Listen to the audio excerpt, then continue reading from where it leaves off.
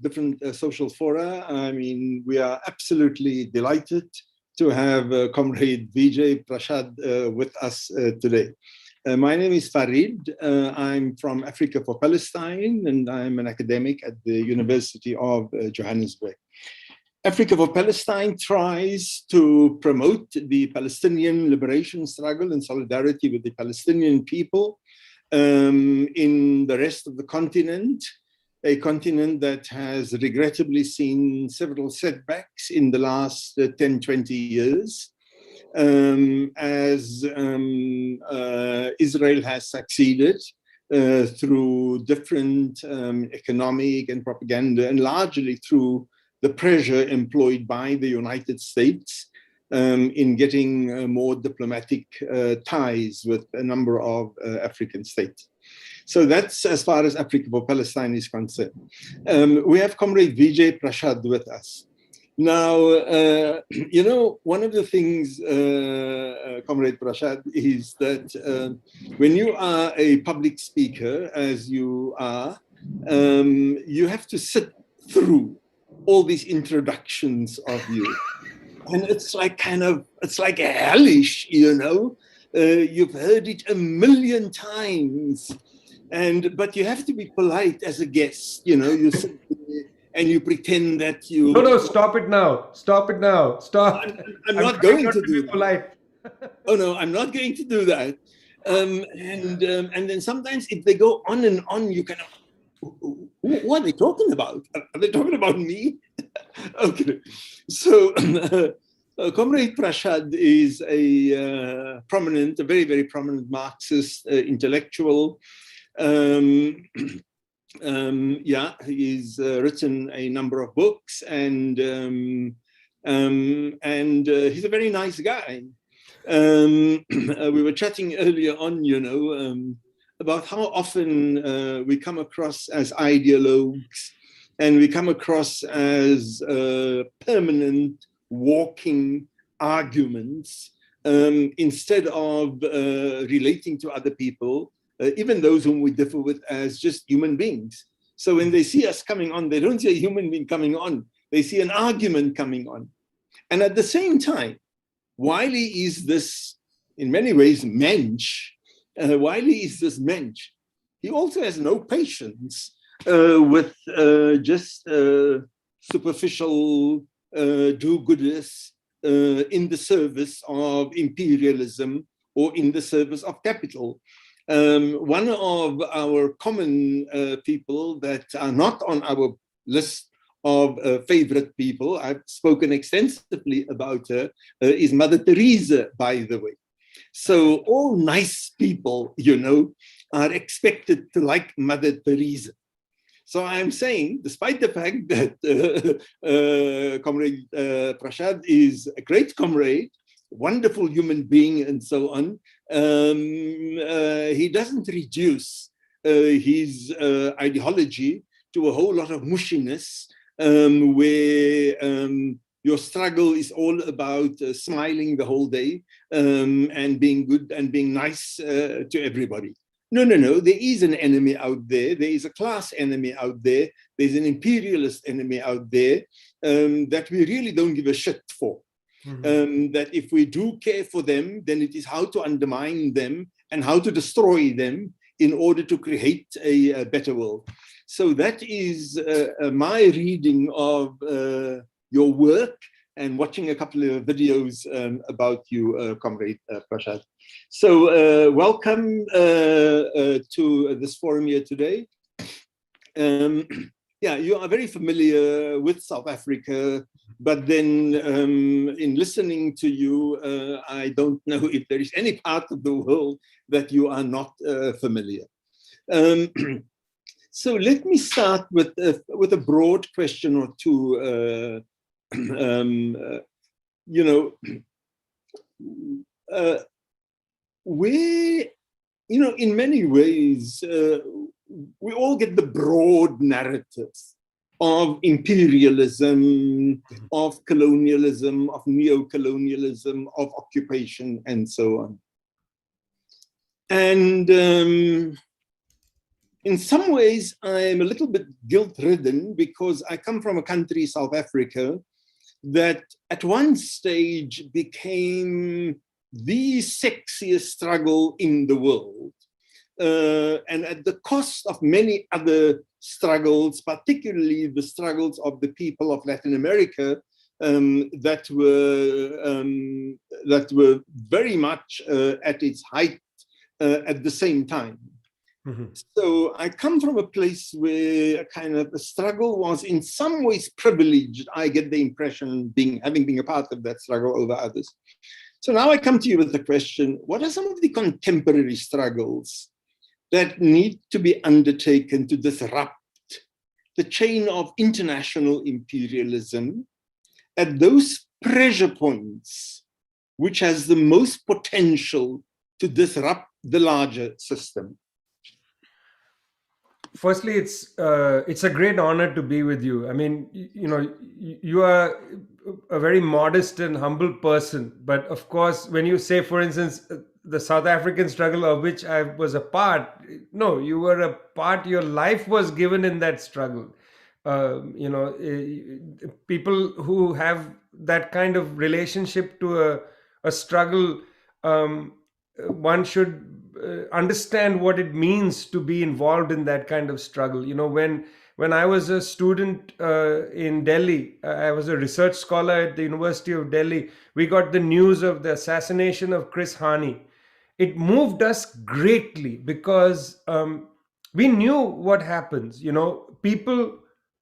Masses of people struggle to overturn something as hideous as the apartheid system.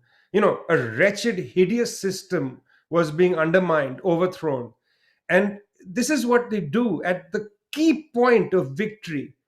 They take away the standard bearers of the working class. At the key point, the threshold of victory, they kill a popular working class leader, Chris Hani. The other end of Africa, you remember during the period when Mr. Ben Ali was run out of town in Tunisia. He was run out of town, took refuge in Saudi Arabia. At that moment, at the threshold of a new freedom in Tunisia, they killed Chokri Beled, a fierce leader of the working class, a trade union leader, a poet. Chokri Beled was a poet, a very good poet, a man of great sensitivity, somebody who could come on a stage and sing a song if need be. Chris Hani was a little like that, but they take these people away at the threshold of victory. Look at Palestine today. At the key moments, they keep imprisoning leaders of the people. Khalida Jarrar, for instance, every moment they take her back into jail. So many political prisoners inside Israeli jails, political prisoners being Palestinian freedom strugglers inside prison, suffocating people's ability to articulate, their vision of their future from a working class perspective. Almost all leaders of the Palestinian working class are behind bars. They are behind bars or they are dead. We have to keep that in mind when we enter these conversations. I mean, look, we are in the middle of a very severe pandemic. We don't have to explain this to anybody. This pandemic hasn't actually produced anything. It's revealed everything that was already there. The deep, deep class fissures in South African society have been revealed. The carefreeness regarding public health and the workers of public health, the nurses, the doctors, and so on, their struggles, which they have been complaining about before the pandemic, have been revealed. Now look to Palestine. Look to Palestine. Israel is out there promoting this view that they've vaccinated the public, they have COVID under control. Seriously? I mean, seriously, the press around the world is going to report the fact that Israel has a successful vaccination policy? I mean, what kind of attitude is this? It reveals the great problems before the pandemic, which is that Israel is vaccinating almost no Palestinians. Even though Palestinians under occupation is a United Nations category, Occupation, Farid, is not you and me talking emotionally and, being sort of using language like imperialism and occupation, and people roll their eyes at us. Although, let me tell you, friends, imperialism is a real thing. It's not something that Comrade Farid and I throw around as words. Occupation is a real thing, and also it's a United Nations concept. Israel occupies Gaza, continues to occupy Gaza, despite the fact that Israeli troops have withdrawn from there. It continues to occupy Gaza because it restricts movement of people in and out of Gaza, restricts goods and services in and out of Gaza. Israel occupies Gaza, Israel occupies the West Bank, Israel occupies East Jerusalem. Yes, Israel occupies East Jerusalem. These are the three areas United Nations says are under occupation. And Israel has the occupying power, has a responsibility which must discharge, and that responsibility is to vaccinate people in the occupied Palestinian territories, and they are not doing that. Therefore, Israel does not have a successful vaccination policy.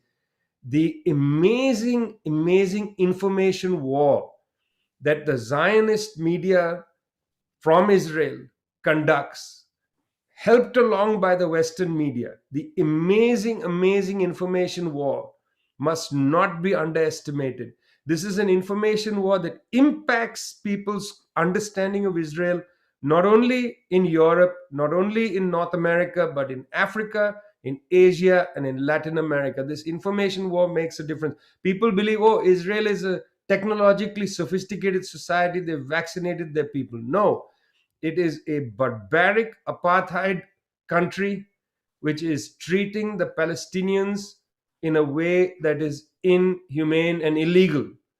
And that's how we need to understand the situation. If we are realistic about it, that's how we must look at it. So, right now, in the present moment, when the pandemic has revealed so many things about the world, the thing I hope people will see is, I hope the pandemic will reveal and show people what the occupation of the Palestinian people is like. What the occupation of Palestinian people is like, it's like people who are not considered human. And that's a reality. Okay, can you hear me? Yes. Yes, okay. So in the larger context of global struggles, how does the Palestinian struggle relate to the broader struggle against imperialism? Because in the middle of, and I don't want to refer to identity politics, but if you see at how, for example, Black Lives Matter, or the gender struggle for justice, you have this very reductionist view of the Palestinian struggle as a Arab-Jewish struggle. As Arab-Jewish, not even Palestinian Jewish, but Arab-Jewish. And then, of course, Arab and Jewish are increasingly also being religionized. So it then becomes Muslims and Jews. And all of this, of course, flies in the face of history. But in the middle of this, how do we on the left struggle to regain or to increase the notion that this is a liberation struggle, and it is a struggle about creating a world free of economic exploitation, for want of a better word, a socialist world. Because socialism or communism is seen as an ideological thing that happens out there. Some of these people who haven't smelled the coffee. You have the anomaly in South Africa where, they're still a part of the government party. How in this age, does any respectable government? So in the middle of this kind of logic, what do we do as leftists to dislodge the ethnic or the religio perspective of this struggle, and in the process contribute to progressive internationalism?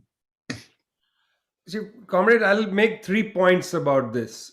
First, I just want to emphasize what you said about socialism as a very realistic alternative to the nonsense we have.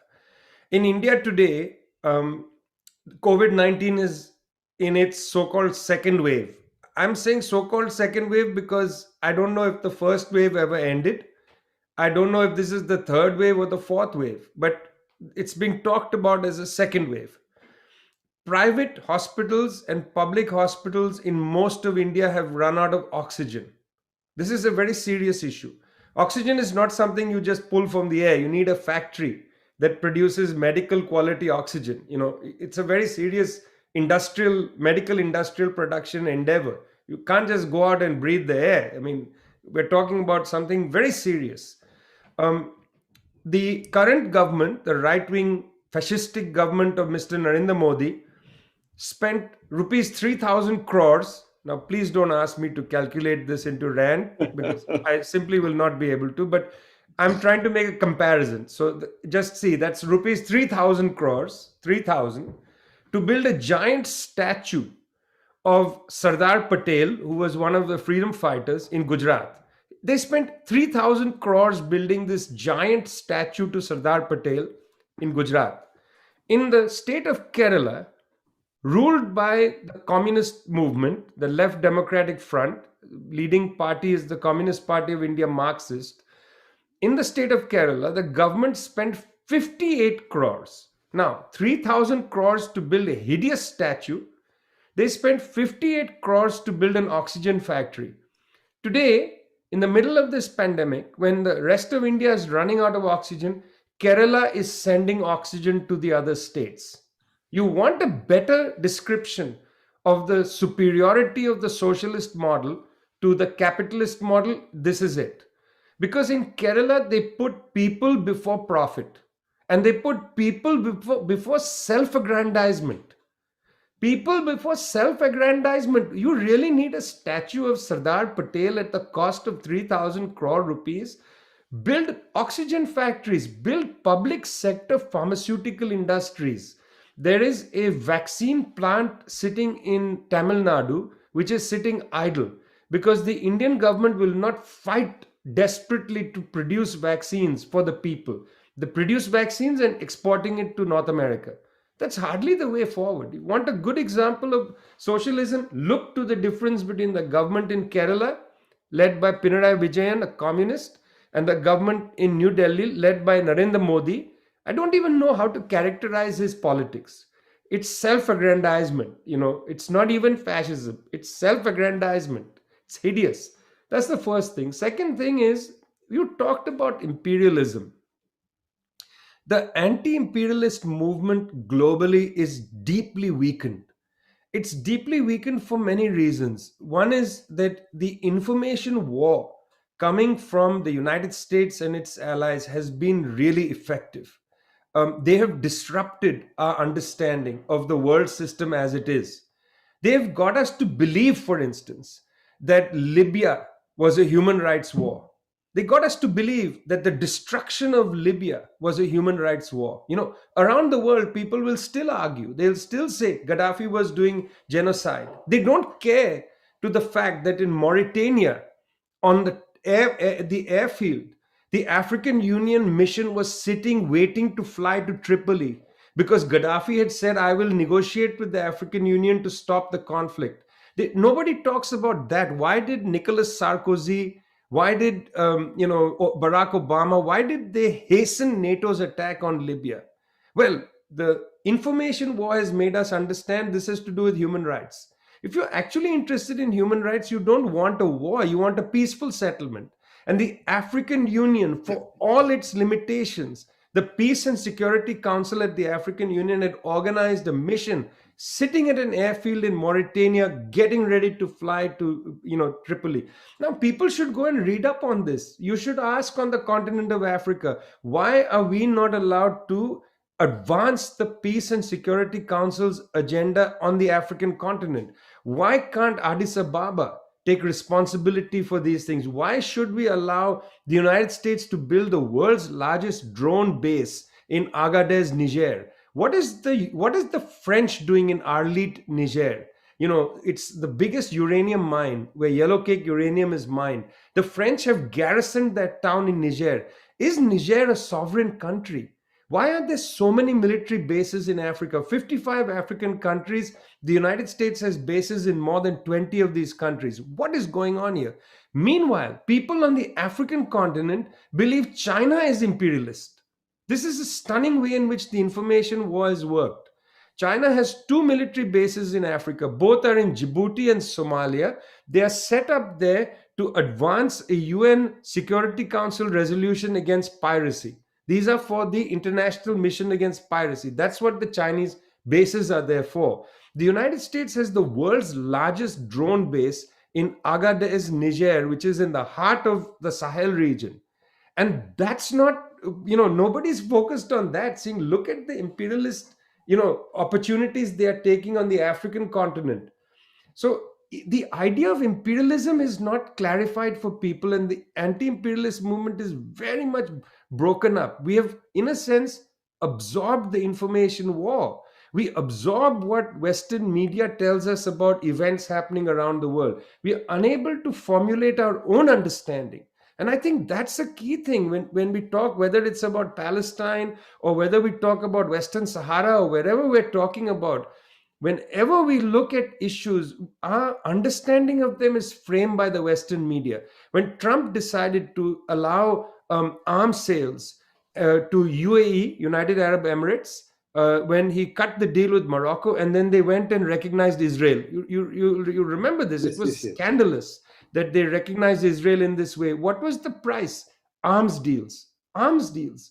Arms deals for what? So that the United Arab Emirates, the Emiratis, and the Saudis can prosecute the hideous war against the Yemeni people. Arms deals with the Moroccan government. Why? So that they can recognize the occupation of Western Sahara. This is what our people are selling themselves for. Our people are selling themselves to become subordinate allies of the United States in the occupation of other people, whether it's the Sahrawi people, the Yemeni people, the Palestinian people, or whatever. It is a shame. I mean, we must be ashamed of our own subordination. After all these years of struggling for independence and dignity, we are so willing to subordinate ourselves to their stories and to their projects. I find it quite shameful, Farid. I find this very shameful. But Vijay, I want to ask you about a specific problem in relation to this.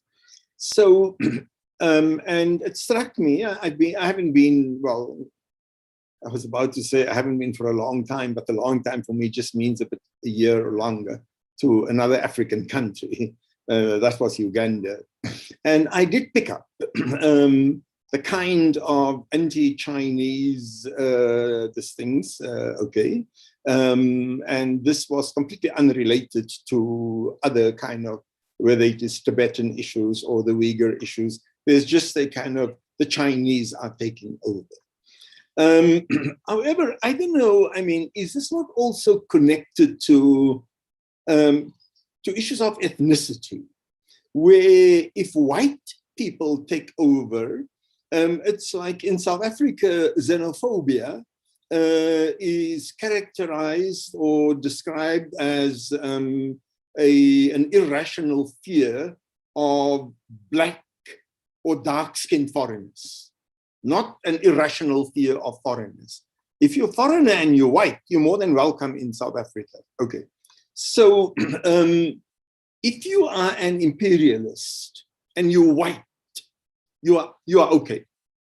Like this, Saab and so on. So at some level, there is an intersection between, of course, between race and imperialism.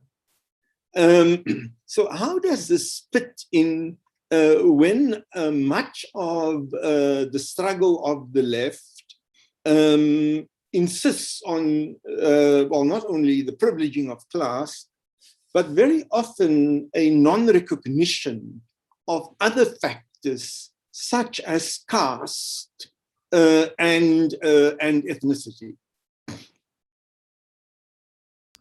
I'm going to say something that's maybe unfair, but I'm saying it from my perspective. A few years ago, I was in South Africa. I visited Soweto. Was walking around, and I got that temperature that you're talking about, that xenophobia. It was in the air.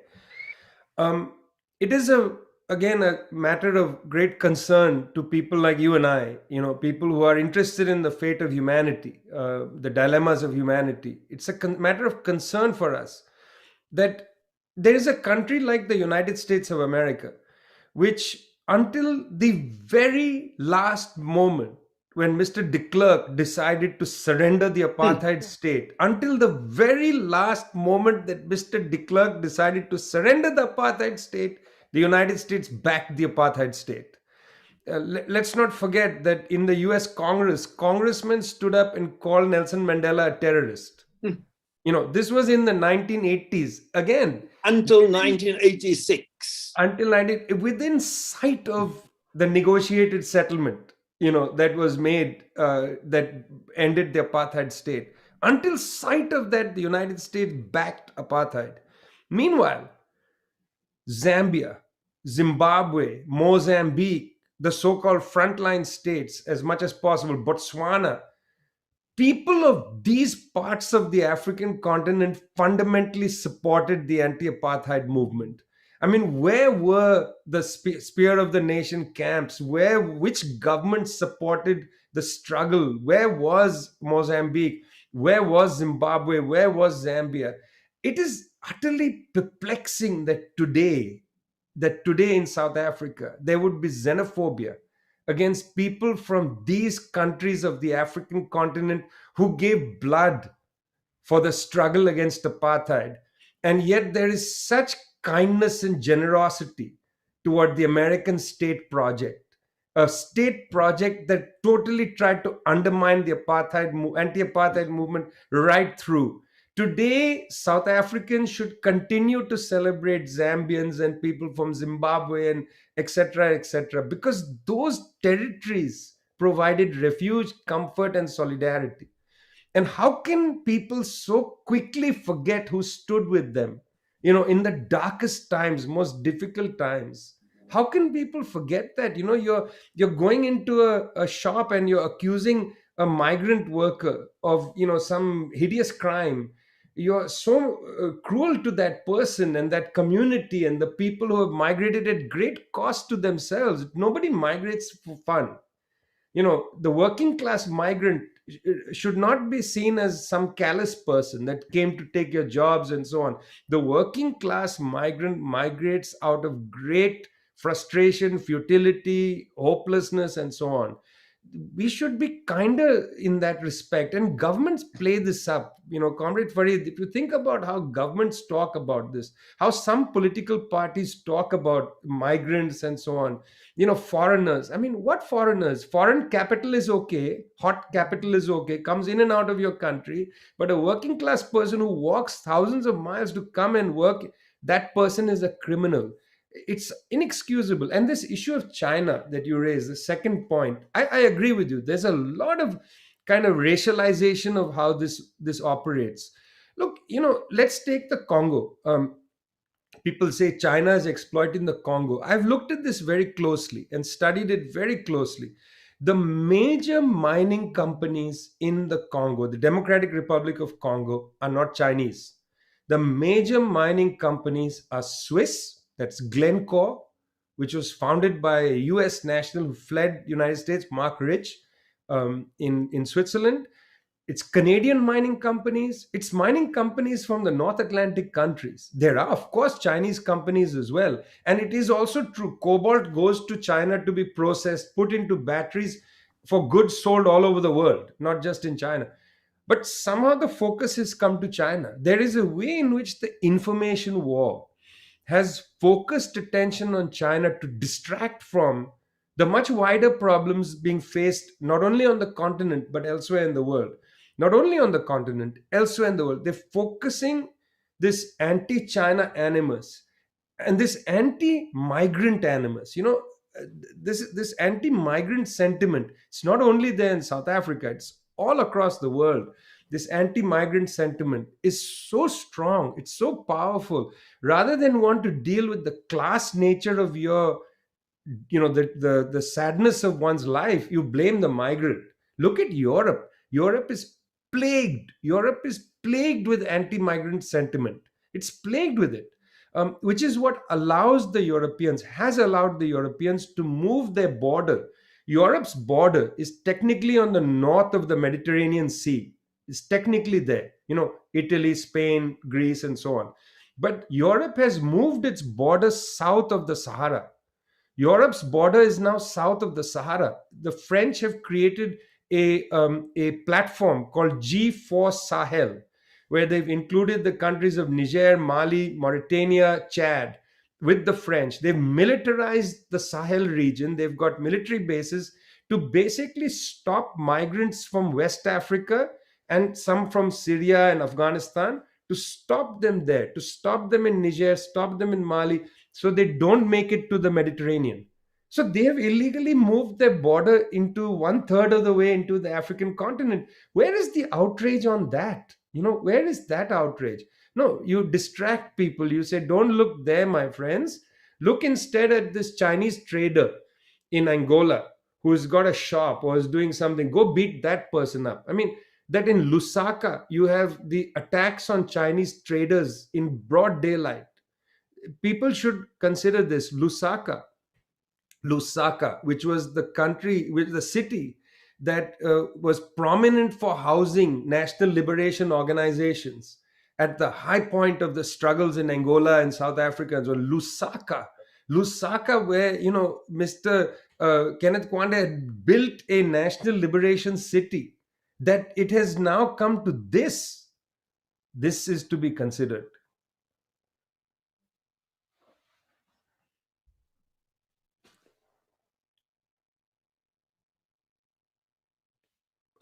Muted.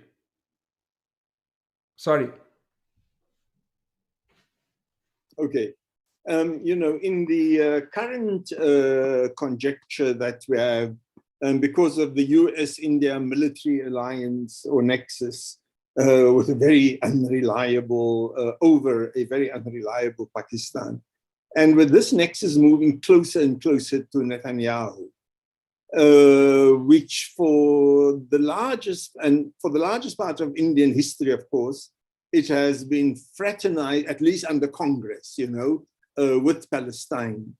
So internationally, what kind of strategies are there to dislodge this relationship? Now, of course, both India, Zionist Israel, and Pakistan are nuclear powers. And I don't want to amplify the nuclear powers of smaller countries in relation to the nuclear powers of say, the global northern countries. But for a long time, I mean, the Palestinian liberation movement, in the old-fashioned sense of the word, could kind of depend on India. And the loss of India, much bigger than, say, the loss of Brazil, it's quite a serious thing for the Palestinian people. So what are the international kinds of dynamics that you see from the global south that are impacting on the liberation prospects for the Palestinian people? Well, comrade, you studied in Pakistan. I studied in India. We both know that these are countries that you're not sure why there is a border between them, and you're not sure what is going on with this animosity. If India, Pakistan, and Bangladesh were one country, it would just parenthetically be the country with the largest Muslim population in the world. As it is, the country with the largest Muslim population in the world is Indonesia, and India and Pakistan compete for second and third place, and Bangladesh, I think, is fourth place. There is no, I mean, people, when they think of the Muslim parts of the world, they think of the Middle East and, maybe even North Africa. They don't realize that Islam is an Asian religion, largely. If you add all those countries, it Yes. makes. Why am I saying that? I'm saying that because this is the social context in which I grew up. I grew up in an area, mainly a Shia part of Calcutta. Um, and in our part of the world, it didn't mean that people had any clue about, that they were part of a global Islamic struggle or anything. That was not there. Most of my neighborhood was filled with people who were involved in the communist movement. There was no contradiction for them between being a communist and being a Muslim, and that in their Islam was mainly Shiism. There was no contradiction, as there was no contradiction in among the Shiites of Lebanon. Many of them had also been communists before there was almost a wholesale movement into Hezbollah. No contradiction. And in those circles, we never really talked about Palestine as an issue of an Islamic question. It was a question of anti-imperialism. I want to make this point quite firmly because things have changed a little even here. It was about solidarity with the people who had been denied their nation. Solidarity with the people denied their nation. It was a national struggle. In India, the commitment to Palestine was a commitment to the decolonization process. In the UN General Assembly, my favorite line in any General Assembly resolution, now I sound like a geek to say favorite line in a UN General Assembly resolution, but listen to this line, 1960. The process of liberation is irresistible. That's from UN General Assembly resolution. The process of liberation is irresistible. This applied to South Africa as much as to Palestine. The process of, and to any part of the world, to Kashmir, you want to say, to the Sahrawis, any part of the world, the process of liberation is irresistible. 1960 UN General Assembly. That's how we saw it. That's why India supported the Palestinian cause. After the fall of the USSR in 1991, India had already begun to make overtures to the United States government, saying that we need an IMF, International Monetary Fund deal for the first time, really a big deal. We want to open our economy, and we want to have a kind of a new arrangement with the United States government. The USSR, which was India's close ally, has collapsed. The world is changing. We also changing. Fine. The US government made it very clear to the Indian government, the Congress government at the time, that the road to Washington, D.C. goes through Tel Aviv. Unless you normalize with the Israelis, you can't actually get everything you want from the US. And I've interviewed, I've got interviews with a lot of bureaucratic people from the Ministry of External Affairs, India's foreign ministry, and many of them told me the same thing. In fact, in this kind of phrase, the road to Washington D.C. goes through Tel Aviv. And so that's the reason the so-called normalization with Israel began in 1991. In 2003, Ariel Sharon is the first Israeli head of government to come to India. Then Narendra Modi goes to Israel. I mean, those links are developing. India, after the nuclear tests of 1998, the second time India has tested nuclear weapons, first 1974, then in 1998, was unable to import military equipment from the United States. The United States has certain amendments in the laws that if you are if you're a proliferation country, if you proliferate nuclear weapons, you can't get certain military technologies. Fine. But US manufacturers, military manufacturers, have set up joint ventures with Israelis. This is very clever of these manufacturers. They have a 45-50% stake in these Israeli weapons companies. So these Israeli weapons companies get licensed to produce US grade weapons, and Israel can sell them to anybody.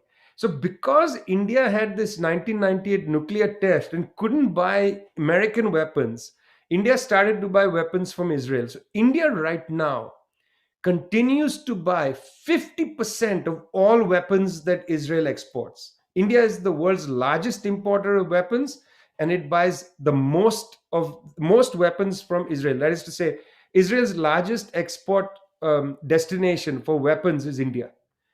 So it is something of great concern, this linkage that has taken place, because it has destabilized the great unity in the non-aligned movement, in the G77, and so on. These countries stood firm against, Israeli occupation. They stood firm with when India jumped ship to have this close equation with the United States, and then when it jumped ship further to get arms from Israel, it destabilized this global coalition.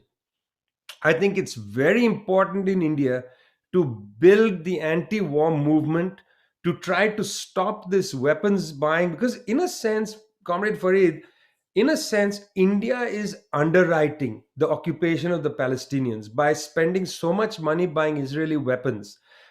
There needs to be a movement in India, stronger movement. Right now, only the communist left has taken a position against normalization with Israel. Only the communist left, nobody else. Everybody else is quite happy with this because they've bought that information war. Israel is so good with technology, we need more joint ventures, and so on and so forth. They've bought that war. We need to expand this. It has to be a mass movement. Firstly, India has no business being the world's largest importer of weapons. There are so many great problems. Precious resources must not be squandered on weapons. It's a lot like South Africa doing that deal with BAE Systems. I mean, you seriously want to cut a deal with a British arms manufacturing company to buy jet planes to fight against whom? Your greatest war in South Africa is the war against poverty. It's the war against illiteracy, hunger, taking care of children, improving their sense of life. That's where you focus attention, not buying jet aircraft to bomb whom? Who is South Africa planning to go to war against? It's crazy. Why is India buying all these weapons? Against whom? What is going on here? 700 million Indians go to sleep every night hungry. That should be the priority. So we need to use this as a way also to expand the conversation about Palestinian freedom. The arms sales have to be reduced and so on. So India is in a very bad position now, and India's bad position regarding Palestine has impacted the third. It has given permission to many countries, including on the African continent, to start thinking about normalization with Israel, and that giving permission is inexcusable. Yeah. So, I mean, of course, I agree with you. Okay. But if I can just come back to the question of national liberation struggles in our age, whether it is Palestine or whether it is the Sahrawi Republic, or, even inside Africa, we still have small islands that quote unquote belong to France. You still have the Malvinas, that the Brits call the Falklands, somewhere deep along the coast of Argentina, that is British. All the liberation struggles historically had a very strong socialist component, and sometimes, of course, one can understand the context of invoking nationalism. In South Africa, we never had, well, I'm not quite sure if I want to distinguish between nationalism now and patriotism, but there has never been a strong sense of patriotism. You don't see South African flags all over the place here. You don't see South Africans proudly going around the world saying, I'm a South African. There were moments of pride post-apartheid, and other than in relation to Black Africa and xenophobia, that suddenly we are proud to be South Africans and I'm not a foreigner. There isn't a strong sense of nationalism in South Africa, okay, which I think is great. We don't have a strong sense of nationalism in South Africa. But these countries that are still struggling for liberation, I mean, I've often said in the past, and I don't mean to eat into your time, I've often said in the past that the only countries that should be allowed to take pride in flags are countries that are under occupation. So it was a fusion of nationalism, of patriotism, of we want to build, our dream was we want to build a united South Africa. But the united South Africa wasn't a united South Africa against Zambia, against Zimbabwe. It was a united South Africa in response to the divisions of apartheid South Africa and in response to the Bantustans. So to that extent, there was a sense of nation building and creating a new country. But increasingly, I find that the socialism dimension that was, and the anti-imperialism dimension that was an inherent part of the liberation struggles of the 60s right up to the 70s, that's no longer central a part. It is far more now a question of territorial integrity and national identity, even in relation to the Palestinian struggles. We want freedom for the Palestinian people. And the question of class, certainly in the major political parties there, it's relatively absent. When they talk about cohesion, they talk about religious cohesion. I don't know. Anyway, I think you've got my point. I mean, there has been an erosion of the platform of class politics in most countries of the world. There has definitely been an erosion. Some of this has to do with the post, let's say 1991 period, the period after the fall of the USSR. There has been a new kind of aspirational culture that's developed. I mean, I tell you, both South Africa and Palestine had bad timing with, in a sense, independence. Let me be careful what I say.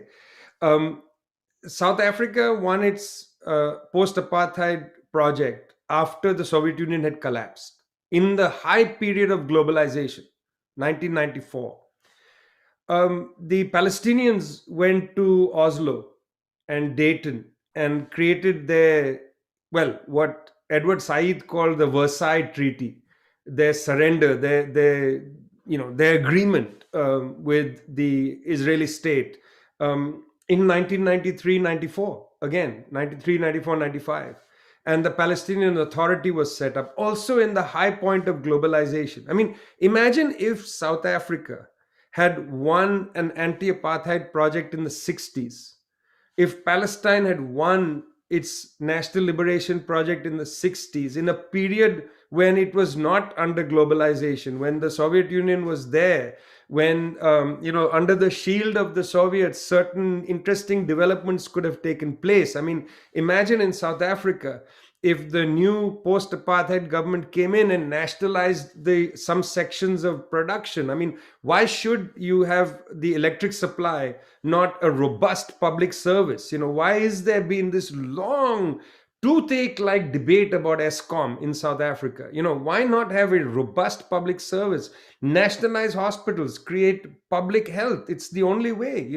Health, education, electricity, internet, these should be public utilities. They shouldn't be in the hands of private firms that are just making money and being totally inefficient. They're not even efficient. But the independence of these two projects, partial independence, came at a time when the private sector was extolled, public-private partnership. You had, even left-oriented people in some of these countries starting to talk about the importance of the private sector, to privatize, to let the privates do this, privates do that. Even people with long and distinguished histories on the left around the world, we saw them start to talk about, negotiations with the private sector, talk to the banks, blah, blah, blah. Because our side of the struggle was weakened by the collapse of the USSR. Our argument was put on the back foot. People did not have the confidence to talk about robust public sectors. They kept talking about private-public partnership. There is no such thing as private public partnership. The phrase private public partnership means the privatization of the public sector. That's what it really means. You really want to privatize water supply? I mean, every example of that has turned out poorly. You want to privatize electricity delivery? Every example of that is a nightmare, you know? So, this is the problem is since the collapse of the Soviet Union, our side of history has not been able to confidently articulate what a socialist project should look like. And as a consequence of that, the class basis of the politics is eroded. Because it's hard to have a class basis of politics if at the same time you're talking about privatization. You know, because privatization is a class politics, it's the politics of the dominant classes. You can't then talk about the need to unify the working class. For what reason? Why do you need to unify the working class and the peasantry? What's the project? The project has to be a project to create a robust public sector, to create cooperative production. You've got to have an imaginative way to dream about socialism today. I mean, you know, it's one thing we talk about, oh, look, we're going to have distance learning. You know, we're going to lock down the schools during the pandemic, have distance learning. What does this mean? Let's say I have three children. Do I have access to three devices, three computers, one for each child in a virtual classroom? No, I don't. I'm a working class family. At most, one or two computers, at most, if we're lucky. And those computers are not computers, they are my phone. My phone has to operate. My children have to go to school on a phone. My children are at school on a phone. There is no municipal Wi Fi. So they have to use data plans. Data is so expensive. The teacher says, okay, now I'm going to screen a video. I'm going to screen a video. My data plan is getting eaten up on the video. So this demonstrates to you that if you don't have public sector Wi-Fi, if you don't have public education, if you don't have public sector production of computers, country like South Africa, you shouldn't have to import laptop computers. Make the computers in a public sector firm. Every school child comes in and gets a computer. In the same way as when we were children, you go to school and they gave you a book, you know, writing book with a pen.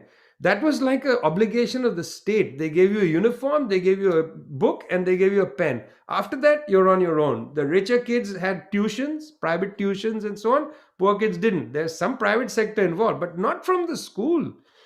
Every child in the world must be given a laptop. Every household must have free universal Wi Fi. This is a socialist project. So you can't actually develop a politics of class, comrade. I feel you can't develop unless you have a socialist project in mind. Because the question of why unify the class if you don't have anything to offer the class? The question still remains, comrade. In the absence of organization, in the absence of mobilization, in the absence of building organic structures in real communities, what is the fate of this ideological project called socialism? It's nothing. These things have to go together. I mean, you can't just have a good project. I quite agree with you. You can't have a good project because I'll give you an example. In Nepal, the greatest killer in Nepal for women is asphyxiation. Women die more of asphyxiation than anything else. Why? Because in high mountain areas in Nepal, people have small homes. In the small home, they don't have a natural gas pipe running in. They have a small chula. They have a small stove. Stove, yes. These stoves are with various forms of wood or charcoal or something. And inside the house, the smoke is billowing. The man has gone maybe to the field because of the nature of reproductive labor. Women are mainly cooking. They are inhaling this smoke all the time and they die at great rates of asphyxiation. Now, you can go to universities from Witwatersrand to the University of Jakarta and you will find in engineering departments, students routinely design smokeless chulas, smokeless stoves. This is like a common practice. It's like, when you go to school, you first learn the alphabet. When you enter an engineering program, they say design a smokeless stove. This is like a common thing I find. It's amazing. But it's the cruelest thing. There must be a million designs of smokeless stoves. Why aren't they there in Nepal? They are not there in Nepal because it's not enough to have a good idea. It's not enough to have a socialist idea. If your idea does not have power behind it, if your idea doesn't have power behind it, it is of no value. And in a capitalist society, an idea, an invention, has power behind it when it has money behind it, because there's a market. If there's no market for these stoves, if these poor families can't buy them, then it's not going to be mass produced. In the same way, a socialist idea is a good idea. We have an idea, let's have Wi-Fi, make Wi-Fi, internet access, a basic human right. What's the point of having a good idea like this if the trade unions aren't behind it? If the mass organizations aren't behind it? If the trade unions and mass organizations don't march to parliament and put pressure on the politicians and say, if you don't accept our idea, we're going to shut the whole thing down. So the idea needs power behind it. You see, the ruling class has power behind their ideas. They will drive in their Mercedes Benz. They'll stop at a minister's house. The suitcase will arrive, be handed to somebody. They'll go in and they'll smile and say, do this for me. That's done. Fine. That's power. That's how the idea gets operationalized. It's the power of money. It's the power of intimidation. The class base of power, working class power, is demonstrated through organizations. If you're not a member of an organization, you're not building the fist of working class power, you can't advance the working class agenda. Absolutely true. But you can't get people to join a fist unless you have an idea as well. So it's a dialectical relationship between, in a sense, having a robust socialist project, a real genuine socialist project with genuine socialist demands, and building the mass capacity of people to stand up for those demands. These things have to go together. And right now, neither do we often have confidence to articulate a project, and nor are we out there, building those kind of mass projects to go and put pressure so that that minister listens to us and not the fellow with the suitcase. Yes. Vijay, I want to end this, and I wanted to ask you a bit of a, not anything embarrassing, I wanted to ask you a bit of a more personal question. And then I thought of a funny one that I remembered in Karachi. So I was in a school where I used to teach Islamic studies part-time in my siesta break in the afternoon. And the school had lots of claims to creativity and, new ideas and so on. So one of the things that we had was we all sat in a circle, all the staff, including this peculiarly Indian word peon. The chaprasi peon, the guy who brings the tea and he's just a messenger and so on. I don't remember his name. Leslie was his name. So he was also in this circle. And it was kind of, fraternity and building collegiality and so on. And so the question was, when you get stuck in life, and you just can't see any way forward, and you're just trapped, what do you do? So Leslie was one of the last ones to answer. And Leslie said, when I'm stuck, I just say, this is Karachi's transport problem. There's nothing I can do about it. Okay. So I wanted to ask you, where do you draw your strength from? Other than the excitement of writing, the excitement of ideas and so on. There are times, for example, just before Trump, not that we pay too much attention to the larger American political kind of thing, but just before Trump's departure, with Trump and Modi and Bolsonaro and Netanyahu and so on, the place looked pretty bleak. So there are times that things look very, very bleak around us. So at a personal level, what keeps you going? What sustains you when the reality is so harsh and so brutal?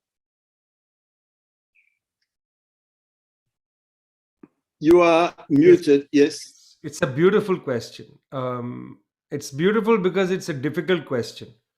If I was to ask you the same thing, it's hard to focus on one thing as an answer. It's a range of things. It depends on the day. It depends on who you're talking to on the phone or who you've seen, Obviously, the people around you are the greatest sustainers of them all. I have two wonderful daughters who are coming into adulthood. I learn things from them every day. I speak to them and they tell me interesting things and so on. But I want to say that I want to take this few minutes to say something about my mother. My mother died last year in September. She died at the age of 91. Um, my mother didn't really finish school and was not, in that sense, a highly educated person. Um, she also had an amazing capacity for it to get distracted in a conversation. You start a conversation. She'll ask you. She used to call me 2 or 3 times a day, right through her life, and ask me things like, what do you think about what Modi is doing with the Kumbh Mela, for instance? She would, let's say, ask me that. She would have called me had she been alive and asked that exact question. Why is Modi allowing these tens of thousands of people to gather without masks in at Prayag? And I'd start to answer it, and then she'd say, "What's happening in Bangladesh?" Very quickly distracted. And people used to underestimate her because of that. Other people would say, "Oh, she's not a serious person." But my mother was an extremely serious person, because when I was a little boy, routinely she taught me the obvious things. Like, look at that, son. That's a slum. Why should there be a slum in our city of Calcutta? Why do they call this the city of joy when there is so many people in a slum? She asked me consistently, repeatedly, to focus on the primary questions. Don't forget, son, that there are so many poor people in the world. Don't forget that. And that's something that cannot be tolerated. And I think that, to me, is the essence of it. I've never allowed myself to leave the fundamental questions, Farid. The fundamental questions.